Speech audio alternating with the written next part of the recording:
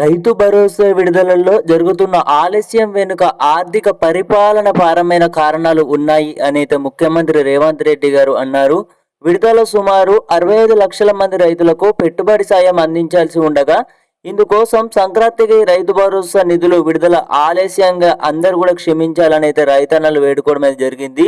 సంక్రాంతికి ముందే రైతు భరోసా విడుదల చేస్తామని చెప్పినప్పటికీ ప్రభుత్వం అంచనా రైతుల సంఖ్య ఎక్కువ అవడంతో రైతు భరోసా నిధుల విడుదలలో జరుగుతున్న ఆలస్యం వెనుక ఆర్థిక పరిపాలన పరమైన కారణాలు ఉన్నాయని అయితే ఈ విడుదల సుమారుగా 65 లక్షల మంది రైతులకు పెట్టుబడి సాయం అందించాల్సి ఉండగా, ఇందుకోసం సుమారు ప్రభుత్వం 10,000 కోట్ల రూపాయలను నిధులు అవసరమని అయితే అంచనా వేసి ఈ భారీ మొత్తాన్ని సేకరించడం ప్రభుత్వానికి ఒక సవాలుగా మారిందని అయితే అన్నారు.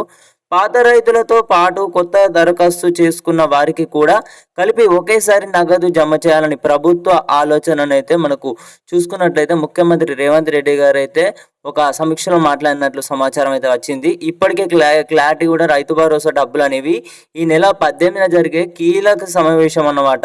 ఈ నెల 18న కన్ఫర్మ్గా రైతు భరోసా విడుదల రాష్ట్ర ప్రభుత్వం మేడారం జాతరలో సీఎం రేవంత్ రెడ్డి కేబినెట్ సమావేశం అయితే నిర్వహిస్తున్నట్లు సమాచారాలు అయితే వచ్చినాయి.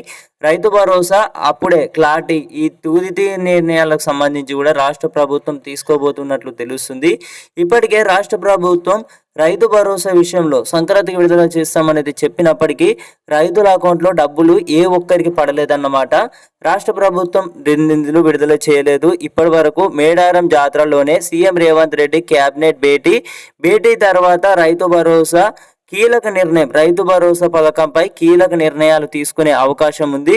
రాష్ట్రంలో ఈ నెల 18న జరిగే కేబినెట్ భేటీలో రైతు భరోసా పలు విషయాలపై ఇప్పటికే ముఖ్యమంత్రి రేవంత్ రెడ్డి గారు అయితే ఆరోపించారు. రాష్ట్రంలో తెలంగాణ ప్రభుత్వం ప్రతిష్టాత్మకంగా అమలు చేస్తున్న రైతు భరోసా పథకానికి రైతు భరోసా ఇప్పటికే చాలా వరకు అయితే ఆలస్యమైందన్నమాట. రైతన్నలకు పెట్టుబడి సాయం అందించడంలో ప్రభుత్వం విఫలమైందని అయితే చెప్పుకోవచ్చు. రైతు భరోసా పథకానికి సంబంధించి కీలక మార్పులు చోటు చేసుకోబోతున్నాయి. అర్హులైన రైతులకు సిద్ధం చేస్తుంది. సంక్రాంతి పండుగ ముగిసిన వెంటనే కొత్త పట్టాదారుల పాస్బుక్లు ఇవన్నీ పరిశీలన తర్వాత పొందిన సుమారు 80,000 మంది రైతులు తమ సమీపంలో వ్యవసాయ విస్తరణ అధికారులను ఏఈఓ కలిసి దరఖాస్తు చేసుకునే వీలుంటుంది. ఏఈఓ ద్వారా రైతు భరోసాపై సర్వేలు చేపడుతున్నారన్నమాట. జనవరి 2వ వారంలోగా పూర్తి చేస్తామని చెప్పారు. ఈ యొక్క సర్వేలకు సంబంధించి ఇప్పటి వరకు కూడా పూర్తి చేయలేదన్నమాట. రైతు భరోసాపై అయితే సంక్రాంతికి నిధులు విడుదల చేస్తామని ప్రభుత్వం చెప్పినప్పటికీ ప్రభుత్వం సక్రమంగా అమలు చేయలేదన్నమాట. ఈ యొక్క స్కీమ్కి సంబంధించి రైతన్నులు చాలా వరకు ఇబ్బందులు పడుతున్నారు. రాష్ట్రంలో త్వరలో జరగబోయే మున్సిపల్ పరిషత్ ఎన్నికలకు సంబంధించి ఎన్నికల నోటిఫికేషన్ కంటే ముందే ఈ నిధులను విడుదల చేసే అవకాశం ఉందని రాజకీయ విశ్లేషకులు అభిప్రాయపడుతున్నారు. కౌలు రైతులకు కూడా ఈ పథకం వర్తింపజేయాలని ప్రతిపాదనపై ప్రభుత్వం కసరత్తు చేస్తుంది. సాగుదారుల వివరాలను నమోదు చేసే యోచనలు ప్రభుత్వం ఉన్నట్లు సమాచారం. త్వరలోనే రైతు భరోసా అమలు రాష్ట్రంలో చాలా ఆలస్యమైందన్నమాట.